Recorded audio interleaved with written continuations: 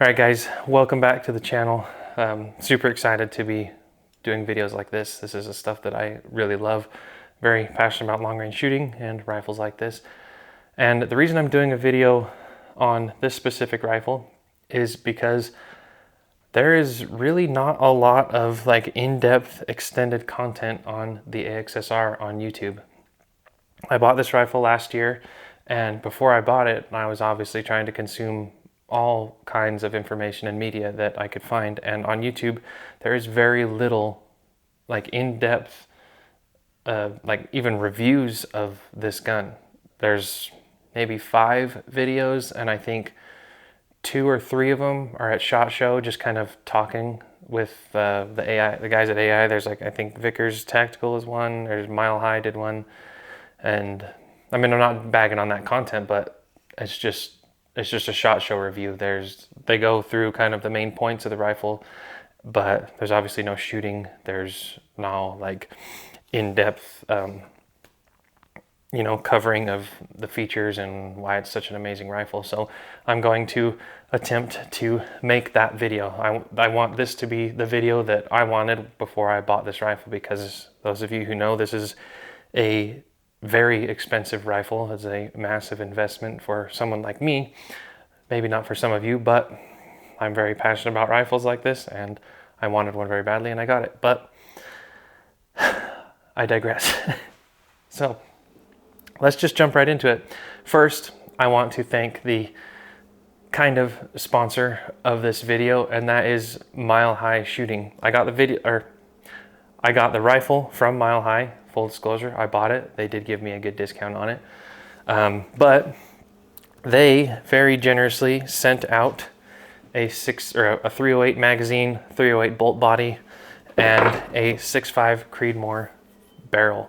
So we'll be getting into the details of that, but one of the main really cool features of this rifle, that it is multi-caliber, and it is switchable between short and long action caliber. So right now it has a 300 PRC barrel on it, and with that, using a 308 bolt face, I can shoot 6.5 through a 6.5 Creedmoor barrel.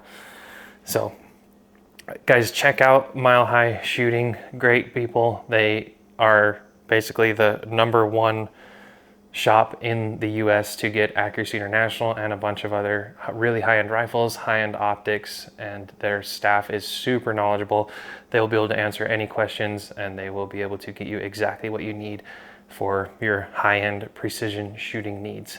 So some of the things that we're going to cover in this video are kind of a brief history of what led up to the AXSR, the rifles that preceded it. We're going to cover all the features, why this rifle was built, why I think it's one of the best, if not the best, sniper rifles in the world. Now, I'm not a sniper.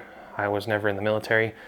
I do have kind of an autistic obsession with sniper rifles, specifically British sniper rifles, and I shoot a lot. So these are the opinions coming from a civilian who shoots a lot. So there will be other opinions from snipers who have sent rounds downrange in active war zones. Please chime in. But having spoken to and being very close friends with a lot of people who have done that very, very extensively, we've all come to the same conclusion that this is one of the best precision rifle and sniper weapon systems there has ever been made. So anyway, but yeah, we're going to cover that. I'm going to show the barrel swap capability. We're going to show some shooting, obviously, because that's all I really want to do with this rifle. And yeah, so we're going to jump into a little history of the AXSR. So you guys probably know the history of Accuracy International, kind of the 2 guys in a shed story. So it started in 1978 by Malcolm and Sarah Cooper and Dave Walls. They were Olympic shooters and military veterans. Started out by pioneering the first rifle that used an aluminum chassis system, so bedded into kind of an aluminum skeleton, and that was the Green Meaty, the L96. And that's kind of the great grandfather of this rifle. After the L96, you get the Arctic Warfares, the AWs, L115s, L118s, and then you move into the AX series of rifles. With the AX series, you got the quick change barrel system. And that is, we'll cover this a little bit later, but with just one screw, loosen that, the barrel comes out hand tight, slam in a new barrel, and the accompanying bolt face, tighten that to around 50 inch-pounds, and you're ready to go. And one really cool thing that I'll be demonstrating later is the return to zero with this system. You'd think by throwing a new barrel or taking the barrel off and back on that your zero is going to be completely off, but through experience, this is my third Accuracy International, I've done it with all of them, the return to zero is insane, and I'll show that in the video. But with the AX series, you got the quick change barrel system, and basically the father of this rifle was the AXMC, and that is where they introduced the system of being able to run short and long action calibers. It's the AX multi-caliber, and that rifle has served a lot of countries for quite a while. So the AXMC came out in the 2010s, and that rifle is able to do long action. I was like 338 Lapua and down to 308. Other things that got added with the AXMC was like a full length pick rail. If you guys know about the L115, the AW series, they had an integrated night vision bridge, but with the AX you got a full length pick rail and a lot more modularity in the entire rail system, having a key slot. It's not key mod for all you nerds that are gonna be like, why are they still using key mod? But there are versions available with M-Lock now, so they have come into the future, but key slot is still really good, super strong. So after the AXMC comes the AXSR, and the AXSR is a result of the US Army wanting a new sniper weapon system. So this was Accuracy International's contribution to the ASR program, the Advanced Sniper Rifle program. So there was a few things that the Army required from each of the contributors, others being Barrett, they introduced the MRAD, and Desert Tech with the HTI. So just a few, I'm not super well versed in other requirements, but they obviously wanted it to be multi-caliber capable, quick, easy, kind of idiot-proof caliber changes. They needed ambidextrous safeties, which is why the AXSR has a different safety as compared to the other, like the AX, where the safety is a three position switch on the bolt. It needed to be like field serviceable. I need to be capable of extreme long range accuracy, which is why it's available in like 300 Norma, 338 Norma, 338 Lapua, and other short action calibers like 6.5 Creedmoor, 308, and things like that. So those were just a few of the requirements that the Army was looking for from the people that were contributing a rifle to try and win that ASR contract. And you guys know, well, some of you know that that contract was won by the Barrett MRAD. And this is a big topic of discussion between my friends, because I have friends that were on that kind of selection team, and I have a lot of friends that really like the Barrett MRAD, which is kind of like a Ford Chevy thing. But no, the Barrett MRAD is a fantastic rifle. It won because it was slightly lighter, cheaper, which I make fun of my friends because when have you ever heard of conventional forces getting really nice equipment? So yeah, they went for the cheaper rifle. But the Barrett MRAD is a fantastic rifle. I'm not a huge fan of the barrel change system just because there are a few more things that can go wrong with it apart or that are different from the AXSR. And we'll get into that later. I have access to a Mark 22, and we'll be doing a comparison video between the AXSR and the Mark 22, which is what won the contract. But yeah, the Barrett, fantastic rifle. It won because of those reasons: lighter, cheaper, stuff like that. It met all the requirements. But we're not talking about the Barrett, we're talking about the AXSR. So let's continue on with this rifle. So even though this wasn't picked for the ASR program, it's still in use around the world. Accuracy International is one of the most widely used sniper weapon systems in the world. Tons of countries are fielding the AXSR, and it is being used in the US as well. But so one thing before we get out into the range, I think So before we go shoot it, I'm gonna show just what it's like to swap out the bolt body. And I want to thank the guys that have stuck around through the autistic rambling. I'll try and throw in some B-roll and make this a little bit more enjoyable, but we'll get out and shoot here soon. So yeah, if you made it till now, you are actually interested in rifles. You're probably a really good shooter, or you just, I don't know, something happened and you haven't been able to skip to the next video. All right, so this is one of the really cool features of the AXSR.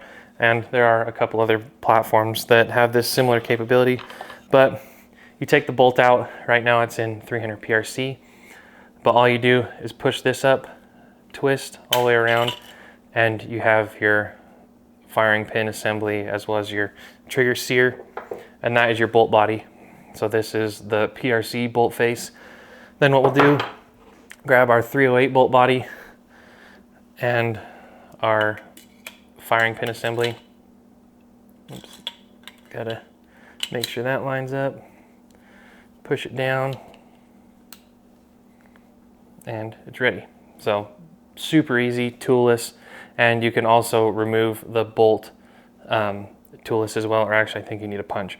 But super easy to field strip, field service, and they are an extremely robust and bulletproof bolt system. There's a lot of lessons learned in this bolt that are passed down from each system, from the L96 to the AW. These flutes were a lesson learned in the AW. That's why it was called the AWs.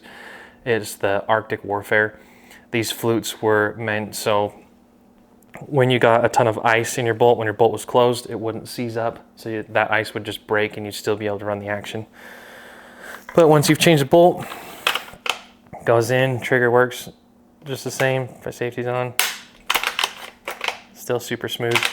And then I'll show you the differences in the mags now real quick. And this is a system that's pretty similar to the Barrett MRAD. So the mags are obviously the same size, but one difference you can see is there is a small gap that they've made, basically just a mag inside the mag, and then they have the smaller 308 short action length follower in the mag as compared to the long action. But yeah, super simple, super easy, really quick to do. I'll show the barrel swap system out in the field. So it's just this one torque screw, loosen it, barrel comes out, and then we will put the 6.5 barrel in, which probably won't be black tomorrow. I'm gonna spray paint it tonight just to match. But yeah, again, thank you so much to my friends at Mile High. Super good people, always got parts in stock. Yeah, go check them out. All right, so before we go out, I'll go over, because I know we're gonna get questions in the comments that need answered, just kind of the build or the parts that I've put on it. So starting off at the end, I've got an Otter Creek Labs Hydrogen L. It's been a fantastic can, very quiet, tames with 300 PRC very well, with a Coltac suppressor cover, MDT double pole sky pod. I've got an RRS TFCT 24L tripod. On top, in a spur mount, we have a Night Force 7-35 attacker. On top of there, we have the Envision Mars, and that's pretty much it. It's not really a build, it's just a rifle that I put a scope and a suppressor on. And then I spray painted it, obviously, because most of my favorite rifles get this paint job because it looks really cool. That's really why we all do it.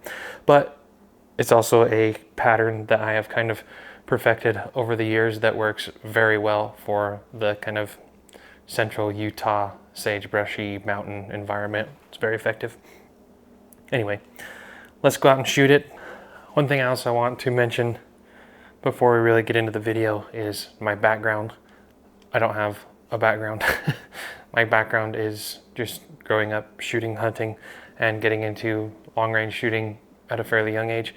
I want you guys to value my opinion, but I don't want you to take everything I say as gospel. There's a lot of people that have way more experience than me, and there's a lot of people who are way better shooters than me. But with this system, I do have a considerable amount of rounds through it, and I've shot it a lot in a few different environments. I've hunted with it. I made to me, an impressive shot on a deer. I shot my deer last year at 1,027 yards, cold bore, one shot, heart shot. I'll throw some pictures up, but just to add, I'm not bragging, but I do want to add some credibility to my opinion on this rifle. So this rifle doesn't sit in a safe. You can see it's scratched up. I take it out almost every weekend. I shoot it a lot. I know it very well, and I know what it is capable of. And I will try and get some opinions on people that have used this rifle in theater. So yeah, I don't want to brag, but I've shot this rifle a lot. I've had it for a while. And I just want you, if you are considering buying this rifle, I want you to be able to trust my opinions. But don't let my opinion be the only one that you get. There are other people that have very valuable information to add on this system.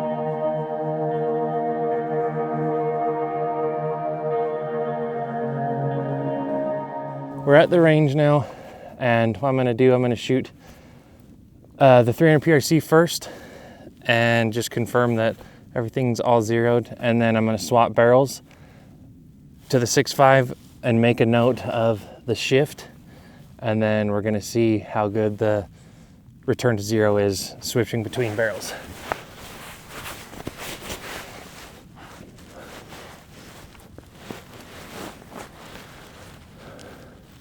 I'm going to start with the middle of the bottom left target.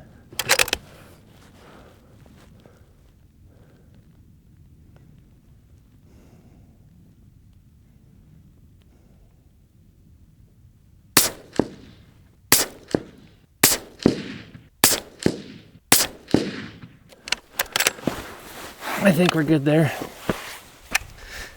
This is Hornady factory ammo, so I'm not having super high expectations for it. So now I'm gonna pull the bolt out.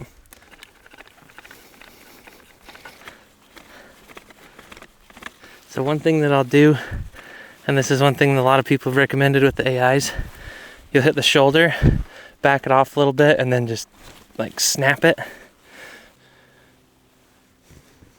Swap bolts. Bolts in. Now we've got some 6.5. This is just Federal Gold Medal match with a 140 SMK. So we'll see how it likes these. Now I'm going to go for the bottom right middle target. See where our shift is.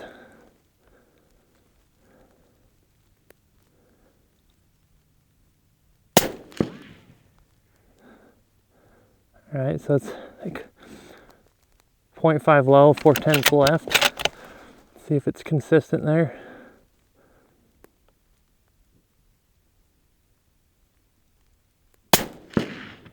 Well, starting to walk in.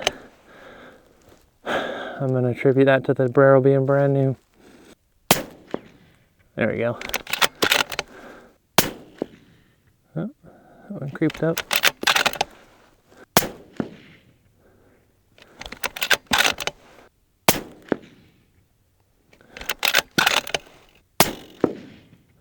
Wow. It's feeding good too. Let's send one more. This barrel shoots. That's nice. And so my shift is 3/10 low. So that's really nice. No winded shift. Just for fun now. I'll do the swap back to 300 PRC and just see what the shift is like, just taking the barrel on and off.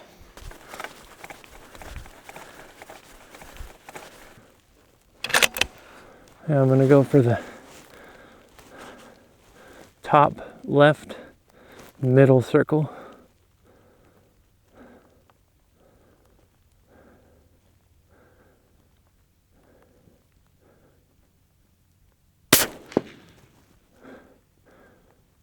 About a 10th low, 2/10 low.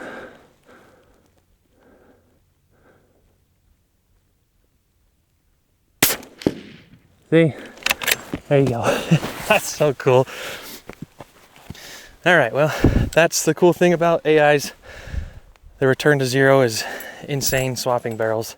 And with only a 3/10 shift between 6.5 and 300 PRC, that's super easy to remember. Throw the 6.5 barrel on, come up 3/10. I can even put that in my Kestrel as the zero offset when in that specific profile. So AXSR 6.5, I'll put in a 3/10 up shift, and it'll account for that. So I wouldn't even have to move my turret. It'll just add that extra 3/10 to all my holds, all the data that I'm pulling out of the Kestrel.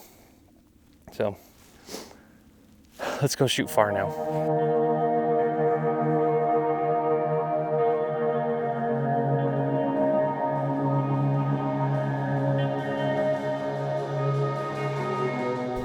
All right, so we set up, we've got like a deer vital zone steel target with a vital zone flapper. It's at 698 yards.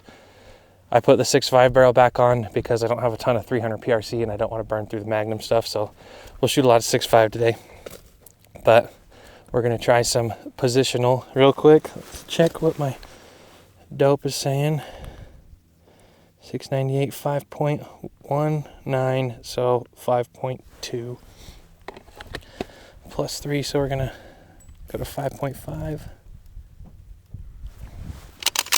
I'm going to hit record on our scope cam. And then we've got, it was 10 miles an hour, but it dropped down to like 6 to 7 right at 8:30. It's giving me 0.9 for wind. Yeah. We got Roscoe digging in the background.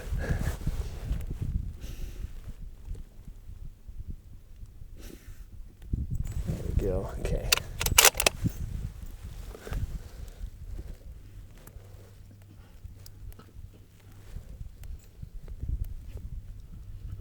Wind died, so I'm going to hold. I'm going to give it 0.8 right on the vitals.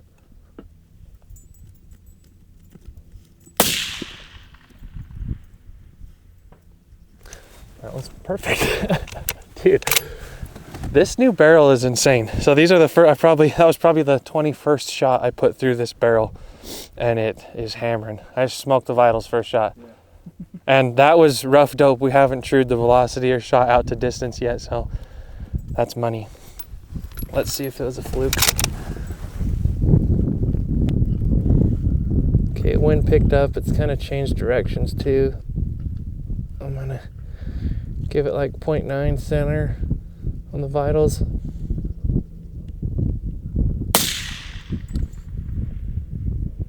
There you go. This gun's so sick, dude. I love it. This is going to be a very biased review on it just because I put a lot of rounds through it. And so far, really the only flaw is it weighs 22 pounds. Other than that, it is insane.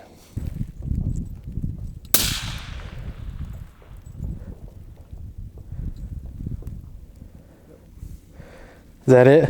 Yep. Nice. All right, headshot. Ethical Hunter Challenge.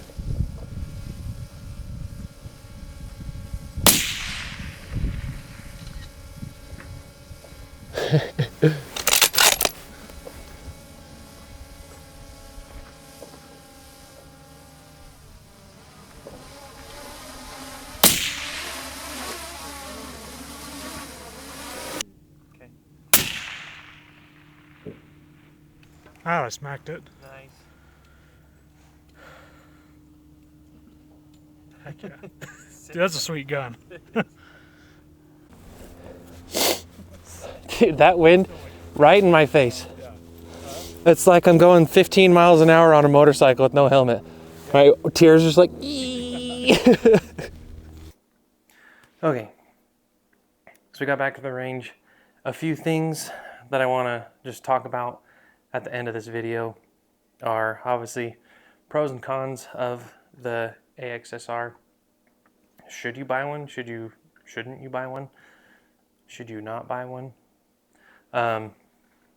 So pros, Obviously, it is an extremely accurate rifle. Very Very versatile, as in you can change calibers, change barrels, quick change barrels. Also, switching between short and long action calibers, 6.5 to Magnum calibers. We tested the offset, the zero offset, so switching from 300 PRC to 6.5 and going back. There's a very minimal shift. Once we fouled up the 6.5 barrel, it ended up being just a 3/10 up shift, so which is super convenient. So when I switch from 300 PRC to the 6.5 barrel, I know that all I have to do is bring it up 3/10, and I'm either going to be within a tenth, and you should always confirm, but in a pinch, you might only be a tenth off, 2/10 off. But I did another switch off camera, and it was still exactly 3/10. Windage was perfect, so that's super cool. We shot a few groups with the 6.5 just because I have a lot more ammo on that. I don't have a ammo sponsor for big guns yet, so if you know of anyone or if you want to sponsor the channel, let me know. But we were shooting federal gold medal match with a 140 grain SMKs, and this barrel being maybe having 40 rounds on it today, 40 to 45 rounds on it today, is shooting amazing. I pulled that shot, which I feel really dumb, but that is 4 shots in that hole about the size of my thumbnail, so just under a half an inch. All overall, that's probably 3/4 of an inch group. Shooting amazing. So my 300 PRC barrel isn't really a big fan of the 225 ELDMs or just the way Hornady loads them. I did have some ammo from Unknown Munitions, which was also the 225 ELDM, but it was going quite a bit faster than the Hornady factory load, and it shot that amazing, like just one hole all day. That is what we shot my deer with last year. But it doesn't really like the Hornady factory stuff. It only shoots that about 3/4 of an inch, which we did see. This turned out to be about right at an inch, but it put 2 in the same hole, 2 in the same hole, and then 1 in the middle. And that was on a freshly cleaned bore. So I attribute that to not liking that ammo and getting the barrel fouled back up. But after we went from 6.5 or from 300 PRC to 6.5 and then went back to 300 PRC, like we just pulled the barrel off, POI shift was almost none. Barely left, maybe half a tenth, which can't really adjust for. But so the precision of the quick change barrel system on the AIs is amazing. I probably won't be doing another quick change barrel video on my other AIs because my good friend Greg over at Full Circle Reloading, he did an awesome video on just showing how accurate the barrel system is on his ATX. So go over and check that out. Super good video. Really shows the amazing return to zero when he takes the barrel on and off multiple times, shooting shots and removing the barrel each time and stretching out the distance, and it's insane. So we also kind of showed that in this video. Stretched it out with some unconfirmed dope out to I think almost 700 yards on a vital zone deer target. Made a easy first round impact with the 6.5. So I'm very, very happy with the performance of the new 6.5 barrel. I will probably be shooting this in 6.5 a lot more just because I love the AXSR platform. It is heavy, and that brings us into the cons of the rifle. Number one, wow. Anyway, yeah, the cons. I think the number one con that everyone is going to sound off in the comments is price. This is an extremely expensive rifle for what it is. And I mean, I don't know. I don't want to sit here and try and justify it.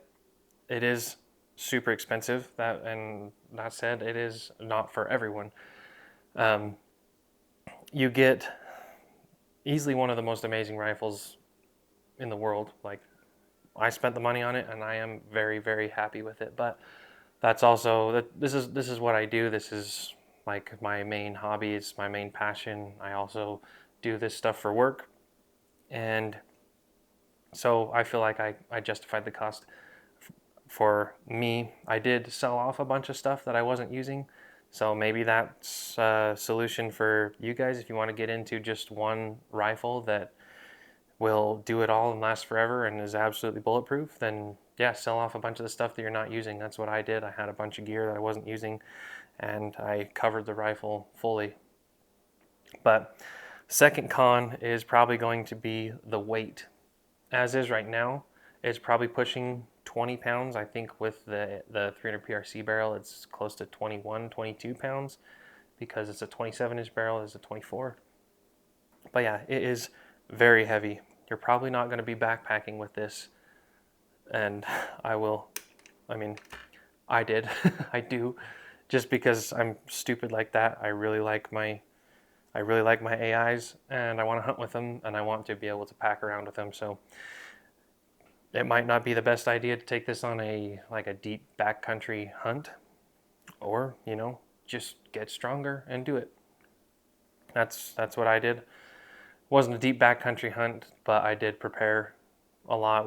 Me and my boy went on a ruck every day with my full hunting loadout with the rifle on an Everly Stock E-Mod pack, and it paid off. It made it really easy. And yeah, so weight. I'm trying to think what other.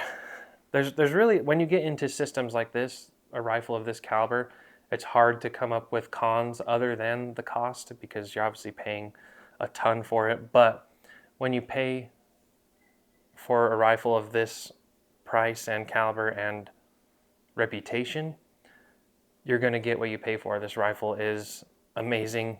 It shoots effortlessly. That's one of the things I've noticed with Accuracy Internationals. Some of my other rifles, particularly my lighter weight rifles, are very kind of aware of how you're driving them. They're aware of your fundamentals. But like this rifle, I can put basically anyone behind it and they'll be able to shoot a 1/2-inch group and they'll be able to smack a plate, they'll be able to hit a 1,000-yard plate very easily. Just because they're heavy, heavy rifles often kind of help with bad recoil control, which is a huge factor with being super consistent.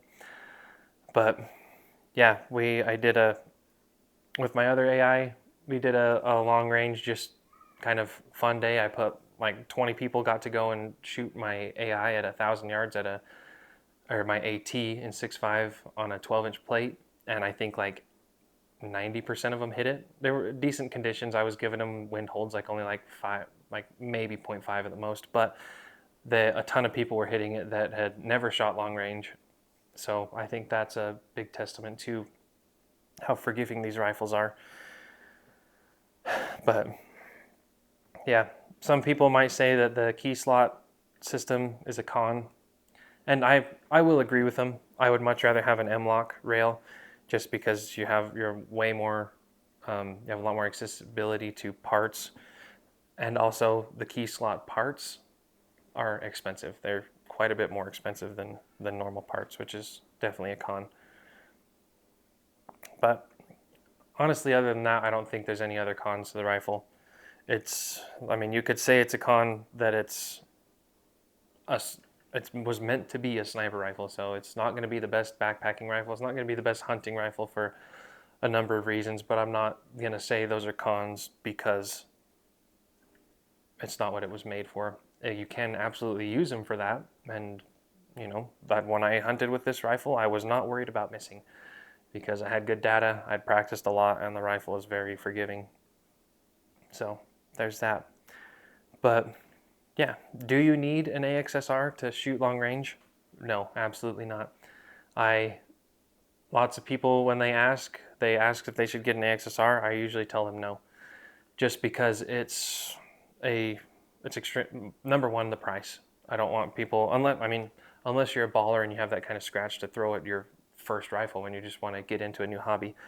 Most of the time I'll turn them towards like a Seekins Havoc, Tika, maybe even a Bergara. There's a lot of other great entry rifles that are going to be very accurate and very capable.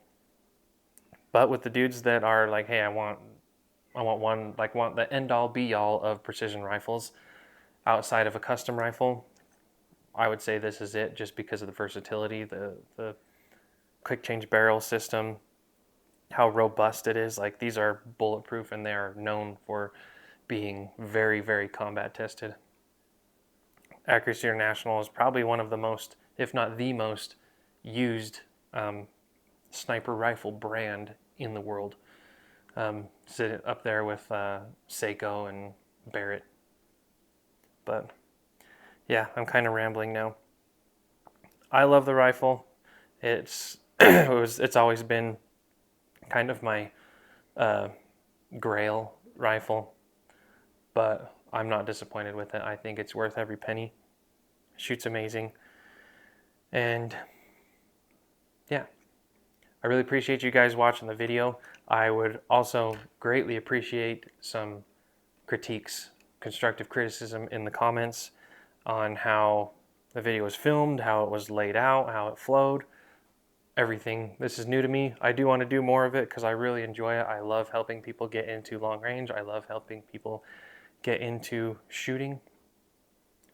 It's fun.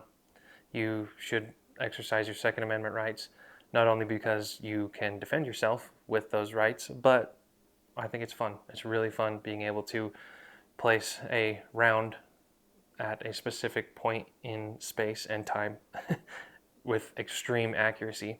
That is very fascinating to me, and I really enjoy doing it, and I want to get better at it. So I'm going to keep doing this because this will help me do that, and hopefully will help you do that. But yeah, very happy with the rifle. Also, guys, I would appreciate it if you liked, shared, and subscribed to the channel, share the video, and let me know what you want to see next. I would love if you guys would argue over the AXSR and the MRAD, which is better. Let me know if you guys have experience with it, with either one, whether just on the flat range or in combat. Love hearing those stories. Well, yeah. See you next time.